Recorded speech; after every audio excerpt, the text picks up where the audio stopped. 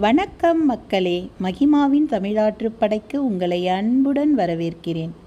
திரு அரங்க ராமலிங்கம் அவர்களின் அற்புதமான திருவாசக சொற்பொழிவு கேட்கலாம்.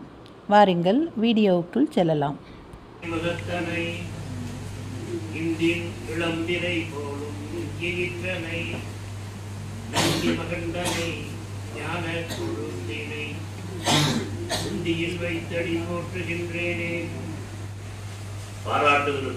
போற்றுதலுக்கும் உரிய சான்றோர்கள் மக்களே, இறையருளும் குருவருளின் தொகையோடு நாம் திருவாசகத்தின் 32வது மாநாட்டை திருவருளின் துணையோடு இங்கே நிகழ்ந்து கொண்டிருக்கிறது. முழுக்க இந்த 100 பாட்டை, இந்த ஒற்றை செய்தி மாணிக்கவாசகரை பொறுத்தவரை திருமூலரை போல ஏனைய ஞானிகளைப் போல பல செய்திகளை பதிவு செய்திருந்தாலும் அவருடைய ஆணிவேர் எது மிகப்பெரிய அவருடைய பேஸ்மெண்ட் அடிப்படை என்றால் உள்ளம் உருகுது. இதுதான் மாணிக்கவாசகர். உள்ளம் உருகாருக்கு கண்டம் கருகாது, ஞான வெள்ளம் பெருகாது. உள்ளம் உருகாருக்கு கண்டம் கருகாது, ஞான வெள்ளம் பெருகாது. ஆனா இந்த ஒன்றை தவிர மற்றது எல்லாம் நடக்குது பக்தி விஷயம். உள்ள நான் போக முடியாது. எது ரொம்ப அடிப்படை பக்தி கேட்டால் மாணிக்கவாசகர் 51 பதிகத்திலே சொல்வது உருக்கம் தான், நெஞ்சம் நெகிழ்வு தான். அந்த ஒன்று நிகழ்ந்தால்தான் இந்த கள்ளம் கருகும், மனம் தூய்மையாகும். ஏனைய எந்த அறிவினாலையும் ஞானத்தினாலையும் எந்த கர்மயோகம், பக்தி யோகம், தாஜயோகம் எதனாலையும் கள்ளம் கருகாது. அந்த நேரத்தில் வேண்டுமானால் மனம் பண்பட்டுதாக உங்களை ஏமாற்றி விடும், நடிக்கும். எப்போ மனம் பண்படும் என்றால் மனம் உங்களை மறந்து உருகி உருகி எழுகிற பொழுது. அதுக்கு ஒரே சான்று நமக்கு இந்த நூற்றாண்டில், போன நூற்றாண்டு வாழ்ந்த வள்ளல் பெருமானை விட நமக்கு ஒரு பெரிய சான்று காட்டுறார். அவர் கடைசியாக திருக்காப்பீட்டு கொடுக்கிற பொழுது என்ன சான்று வைக்கிறார்? உத்தரவு கொடுக்கிறார். வெளியே வந்து திருவள்ளுவர் நீங்க எதோ படிக்கிறீங்களோ இல்லையோ 6000 பாட்டு நான் பாடிருக்கேன், ஒன்னையாவது படிங்க பாடினே. ஞான சரிகை 28, இதெல்லாம் அவரே சொல்றார். 28 பாட்டு அடங்கியது. அந்த 28 படிக்கலையா, இந்த ஒன்னையாவது படி. இதுதான் அனுபவத்தின் ஒட்டுமொத்த பிழிவு, திருவாசகத்தின் பிழிவு. அந்த ஒரு பாட்டை வச்சு கொடுக்குற. நினைந்து நினைந்து, உணர்ந்து உணர்ந்து, நெகிழ்ந்து நெகிழ்ந்து, அன்பே நிறைந்து நிறைந்து, ஊற்றெழும் கண்ணீர் அதனால் உடம்பு நனைந்து நனைந்து, நன்னிதியே ஞான நடத்தரசே என் உரிமை நாயகனே என்று வணைந்து வணைந்து ஏற்றுதும். எதுக்காக கூப்பிட்டார்? மயிலாப்பூர் பங்களா வாங்கிறதுக்கா? இல்ல என்ன என்று பிஹெச்டி, இஞ்சி பச்சி, தைரி பச்சி டிகிரி வாங்கறதுக்கா, பதவி வாங்கறதுக்கா? அடுத்த வரி போட்டுறார், நீங்க நினைப்பீங்கன்னு. அடுத்த வரி பாட்டு, மரணமிலா பெருவாழ்வில் வாழ்ந்திடலாம் கண்டி. இது உண்மை, பொய் புகழே புனைந்துரையே சத்தியம் சொல்லுங்க. சிற்சபையில் பொற்சபையில் புகுந்தர்ணம் இதுவே. ஒரு ஞானி வந்து இந்த நூற்றாண்டுல சத்தியம் பண்ணி சொல்லணுமா? ஏன் அப்படி சொல்லியும் எத்தனை பேர் அவர் பின்னாடி போனாங்க. இன்னைக்கு நாம கொண்டாடிட்டோம் 200 ஆண்டு நிறைவு பிறந்து தமிழ்நாடு போல. இன்றைக்கும் மனம் ஒப்பி எத்தனை பேர் பின்பற்றுகிறோம். அடிப்படை சிக்கலே பக்தி வாழ்க்கையில, ஆன்மீகத்துல இரட்டை வாழ்க்கை நடக்குது. முரண். வாய் ஒன்று பேசுது, மனம் ஒன்று நினைக்குது, செயல் ஒன்று செய்யுது. எல்லாரும் விழா கொண்டாடுறாங்க. ஆனா உண்மையிலேயே வள்ளலார் நெறி ஏற்றுக்கொள்கிறோமா? வள்ளலார்னா எதாவது கற்பனை பண்ணாதீங்க. உடனே டக்குன்னு உடனே எல்லாமே நம்ம ஒரு குழுக்குள்ள மாட்டிட்டு இருக்கோம், சட்டை போட்டுட்டு இருக்கோம். ஐம்புல வேடவில் அயர்ந்தானே தம்முதல் குருவுமாய் தவத்தினில் உணர்த்து விட்டு அந்நிய மென்மையின் அரண்கடல் சிறுமே. சிவஞான போல 8ஆம் நூற்பாவா? அதுதான் வச்சிருக்கேன். இப்போ என்ன சிக்கல்னா, ஒன்றை முழுமையாக நம்புவதில்லை. உலகத்துக்காக நம்புவோம், மேடைக்காக நம்புகிறோம். உண்மையை சொன்னா மறுப்பிட்டா கூட பரவாயில்ல, மனசுல வச்சுக்கிறார். இவர் இந்த ஒரு பிராண்ட் பண்ணிடுற. இந்த கட்சியா? சரி, இந்த கட்சின்னு கருத்து பிராண்ட் பண்ணி, அப்படியே அந்த கட்சி நம்புறது. வள்ளலாரை பற்றி இவ்வளவு விழா நடந்தது. அவர் சொன்ன அந்த ஒற்றை செய்தியை நாம் ஏற்றுக்கொண்டோமா? ஒற்றை செய்தி சொன்னார். ஜீவகாரணமே மோட்ச வீட்டின் திறவுகோல் சொன்னார். அதை கூட தந்தை பிரபாகர் சொன்னார். எது சேஃப்டி லாக்கர்? உங்கள் பாதுகாப்பான பெட்டகம் எது? நீங்க சேர்த்த பொருளை வைப்பது. தெய்வ புலவர் திருவள்ளுவர் தான் சாட்சி. அற்றார் அழிவசி தீர்த்தன் அத்தொருவன் பெற்றான் பொருள் வைப்புழி. நீங்க சேர்த்த பொருளை எல்லாம் பாதுகாப்பாக வைக்கக்கூடிய பெட்டகம் பசித்தவருடைய வயிறு. அதான் ஜீவகாருண்யம், அதான் மோட்ச வீட்டின் திறவுகோல். மோட்ச வீட்டின் திறவுகோல் எங்க இருக்கு? அப்ப மனம் யாருக்கு பண்படுகிறதோ நெகிழ்கிறதோ அவர்களிடம் தானே அந்த சாமி இருக்கும், ஜீவகாருண்யம் இருக்கும். அப்ப மனம் நிகழ வேண்டுமானாலும் என்ன ஆகணும்? உள்ள உருவணும். திருச்சனகத்துடைய முதல் பாட்டு என்னங்க? நீதான் அருந்தி விதிர் விதிர்த்து உன் விளையாறு கழற்கு என் கைதான் தலை வைத்து கண்ணீர் தரிந்து வெதும்பி. முதல் மாணிக்கவாசருடைய திருவாசல் உயிர் எங்க இருக்கின்றால் உருக்கத்துல தான் இருக்கு. அந்த உருக்கம் தான் வள்ளலார். திருவாசகத்தை அவருக்கு மேல ஒருத்தர் படம் எடுத்து காட்ட முடியுமா? ஒரே பாட்டு 4 பேரை பற்றி பாடியிருக்கிறார். என்ன தலைப்பதுக்கு 4 பேர் இருக்கணும்? அருள்மாலை, ஆளுடைய அரசு அருள்மாலை, ஆளுடைய நம்பி அருள்மாலை, ஆளுடைய அடிகள் அருள்மாலை. அது என்ன சொல்றாரு அவரு? மாணிக்க வாசக என் வாசகத்தை கலந்து பாடுறாரு. நம்மள கலக்கவே இல்லை. பிரச்சனை அங்குதானே வந்து பார்த்த உடனே விசாரிக்கிறோம். யாரு? ஊரா? இந்த ஊரா? இப்படி எவ்வளோ? ஓ அம்மாவரா? முடிக்கும் சார். நம்ம முதல்ல சப்ஜெக்டுக்கு வந்து திருவாசகத்தை பத்தி கவலை இல்லை, மாணிக்க வாசகம் பத்தி கவலை இல்லை. வந்தவன்னா அவர் யாரு? நம்மளாவது பேசலாம். இல்லைன்னா இங்கேயே திரை போட்டுக்கிறோம். அதனால 7 திரை தான் போட்டார். நம்ம 700 திரை போட்டுக்கிறோம். அப்புறம் எங்க மாணிக்க வாசகம் கொண்டு போறது?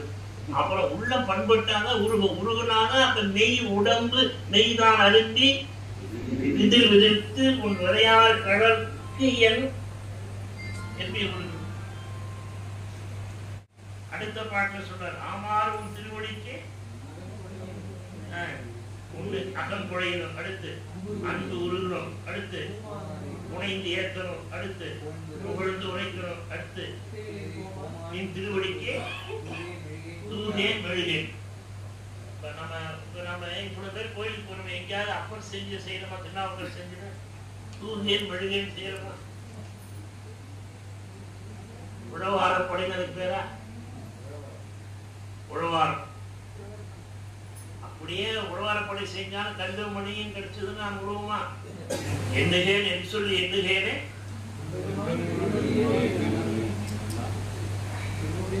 9 வாசல் வைத்தாய் ஒக்க அடைக்கும் போது உன்னை நான் உணர மாட்டேன். ஏன் உணர மாட்டேன்? எனக்குள்ள 9 பேர் உட்கார்ந்து இருக்கிறாங்க. யார் 9 பேரு? 9 நவகிரகம் உட்கார்ந்து இருக்கு. 1 2 அது ஏக்கப்ப சேட்டை பண்றது. அது எங்கெங்கோ இருக்கணும், எங்கெங்கே தேடி வேற ஓடிட்டு இருக்காங்க. மயிலாப்பூர்ல சனீஸ்வரர் தனி சன்னதி இருக்கு. இருக்கா? போயிருக்கீங்களா? தனி சன்னதி இருக்கு.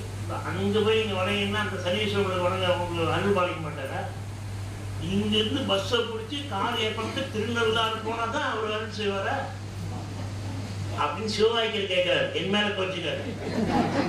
சிவவாய்க்கர் பாட்டு, உங்க ஊர்ல தலைவர் இருக்குது, உங்க ஊர்ல கோயில் இருக்கு, போய் நீ ஏன் இந்த தேடிக்கு ஸ்பெஷல்? அப்ப இந்த தெய்வத்தை நம்பலையா? இந்த தெய்வத்தை நீ தானே கோயில் கட்டிட்டு நீ தானே தினந்தோறும் அவங்க போய் வணங்குறா. அப்ப இதில் நம்பிக்கை இருந்தா இங்க எல்லாம் நம்பிக்கணும். கேட்பது யாருன்னு? சிவவாய்க்கர் பாடு. உங்களூர் கோயில் இருக்கிறது, உங்களூர் தெய்வத்தை விட்டு ஊர் ஊரா ஏன் போடுற? அப்ப இதை நம்புறியா அதை நம்புறியா? நான் சங்கடப்படுத்துறதா நினைக்காதுங்க. நீங்க விழிச்சிட்டு இருக்கீங்க, இப்ப பேச்சை கேட்டுட்டு இருக்கீங்க. தூங்குறப்ப நல்ல கனவு காட்டுறப்ப பயந்து ஏதோ ஓடுறீங்க, நாய் துரத்துது, எழுச்சிட்டீங்க. நாய் துரத்தி பயந்து ஓடி வேர்த்து கொண்டது உண்மையா? இப்ப நீங்க கேட்டுட்டு இருக்கிறது உண்மையா? எது உண்மை? கனவுல இருக்கிற பொழுது இது பொய், இதுல நினைவுல நனவுல இருக்கிற பொழுது கனவு பொய், ஆழ்ந்து உறங்குற பொழுது 2மே பொய். கொஞ்சம் புரியுற மாதிரி சொல்றேன்னா புரியாத குழப்பம். ஆழ்ந்து உறங்குற பொழுது நனவும் போய் எதுவுமே இல்லை. அறியாமல் நீங்கள் சுகத்தை பெறுவதற்கு பேர் சுழுத்தி, ஆழ்ந்த உறக்கம். அறிந்து அந்த சுகத்தை பெற்றீங்கன்னா அதுக்கு பேர் துரியம். அதை கடந்து பரம்பரோடு ஒன்றி இருந்தால் அதுக்கு துரியாதீனம் பேர். 5 அவத்தை நமக்கு 3 தான் தெரியும். கனவு தெரியுது, கனவு தெரியுது, ஆழ்ந்த உறக்கத்துல 2மே தெரியல. துரியம் நாம போகல, ஞானிக்கு மட்டுமே போறார். ஆழ்ந்த உறக்கத்துல நீங்க சுகமா தான் இருக்கிறீங்க, சுகமா தூங்குன, சுகமா இருந்த எல்லாரும் மனிதனாக பிறந்த எல்லோரும் தினம் தூங்குறாங்க. ஆழ்ந்து நல்ல சுகம் இருக்கு. அது நீங்கள் அறியாமல் அந்த சுகத்தை பெற்றீர்கள். விழுந்திருப்பாடு 1000 திருப்பி வந்து மனம் என்பது 5 பொறிகளை மாட்டிக்கிட்டு நான் நான் நான் வந்து யான் எனது என்னும் செருக்கு அறுப்பதுதான் வானருக்கு உயர்ந்த உலகம் போக முடியும். ஆனால் ஞானிகளுக்கு இந்த அந்த ஆழ்ந்த உறக்கத்துல என்ன சுகம் பெற்றாலும் அது விழிப்பு நனவு நிலையிலேயே அந்த சுகத்துல இருப்பார். அந்த துரியத்துல இருக்கிறார். துரியாதீதம் பலனோடு 2 கலந்த நிலை. தம்பி கூட சொன்னார், அழுத்தது என்ன குருநாதர் என்ன சொன்னாரோ அது நிக்கிற உழைப்ப நிக்கிறார். யார் பரவ வாய்ந்தா அது குருநாதர். அவருக்கு குரு ஆனந்த பரவசர். தர்மியாளர் 2வது குரு பெறானா, அப்படியே குரு பட்டம் பெற்றோடனே அப்படியே போய் சமாதியில உட்கார்ந்துட்டாரு. 3வது குருக்கு ஆள் இல்லை. திருப்பி முதல் குரு சொல்லி சமாதியிலிருந்து எழுந்திருச்சு வந்து 3வது ஆலயத்தை உருவாக்கிட்டு திருப்பி போய் சமாதியில உட்கார்ந்துட்டார். அவர்தான் ஆனந்த பரவசம். சரியா சொல்றேன்னா, அவருதான் பாரவாயனுக்கு குருவா ஏற்றுக்கொண்டார். அவங்க வீட்டுக்கு பேரு ஆனந்த பரவசம், குரம்பேட்டை. ஆனால் மாணிக்கவாசகர் சொல்றார், சிந்தையை இடமாக கொண்ட என் பெருமான். எங்க இடமா வச்சிருக்கார் சிவபெருமான்? மாணிக்கவாசகர், என் உடல் இடம் கொண்டால் நான் இதற்கு இளன் ஓர் கைமாறு. இறைவன் எங்க வந்து உட்கார்ந்து இருக்கிறார்? மாணிக்கவாசகர் நான் சொல்லல ஐயா, இறைவன் எங்க உட்கார்ந்து இருக்கிறார்? உங்க சிந்தையில, உங்க உடம்புல. அப்ப உங்க சிந்தை உங்க உடம்புன்னு மாணிக்கவாசகர் திரும்ப 10 இடத்துல படிச்சுட்டு டூர் கிளம்பா, ஊர் ஊரா ஊர் ஊரா ஊர் ஒண்ணு மாணிக்கவாசகர் நம்புங்க, இல்ல உங்களை நம்புங்க. ஒரே முரணா இருக்குது. சிக்கல் எங்க நம்ம சிக்கலை மாட்டிட்டு இருக்கோம்னா, ஒன்றை படிக்கிறோம், ஒன்றை நம்புகிறோம், அதை பேசுகிறோம், வாழ்கிற போது அதுக்கு நேர்மாறாக வாழ்கிறோம். எது சரியான வாழ்க்கை? ரொம்ப கஷ்டப்படுத்திடணும். சரி, திருச்சதத்துக்கு வருவோம். திருச்சதத்துல 15வது பாட்டு எல்லாரும் தெரிஞ்ச பாட்டு. ஆனா அந்த பாட்டு என்ன முக்கியம்னா, அது தந்தி பேசணும் தெரியாது, பேசணும். எல்லா சமயத்துக்கும் பொருந்துற பாட்டு. எல்லா இந்த 800 கோடி பேர் இன்னைக்கு வாழ்ந்துட்டு இருக்காங்க. 800 கோடி பேர் 600 சமயத்துக்கும் பொருந்துகிற பாட்டு. வானாகி பாருங்க, எல்லாம் சொல்லுவாங்க நமக்கு. இந்த இடத்துல ஜீவன் ஒன்னா சேரட்டுங்க, நினைவு ஒன்னா சேரட்டுங்க. ஏன் பிரிஞ்சுட்டீங்க? அந்நியனாவே பாக்குறீங்க. அந்நியமின்மையில் அருங்கடல் சொல்லும். வானாகி மணியாகி பூனாகி உண்மையுமா யான் எனது. இப்போ இது இஸ்லாமியர் சொல்லலாம், கிறிஸ்தவர் சொல்லலாம், புத்தர் சொல்லலாம், சமணர் சொல்லலாம், சைவர் சொல்லலாம், ஏன் பரம வைஷ்ணவர் சொல்லலாம்.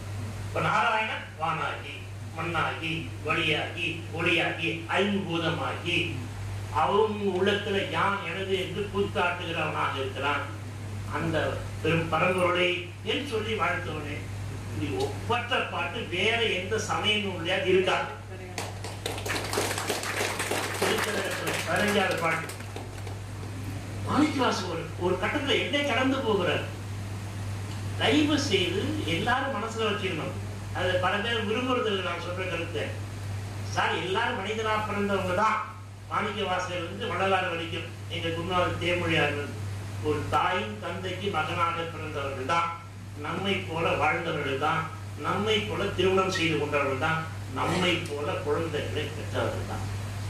ஆனால் வாழ்கிற வாழ்க்கையில நினைவுனால எண்ணத்தினால இந்த உடலை தாண்டி இந்த மெய்ப்பொருளோடு இணைந்து இணைந்து அவர்கள் இறைவனை பெற்று உயர்ந்து போறாங்க.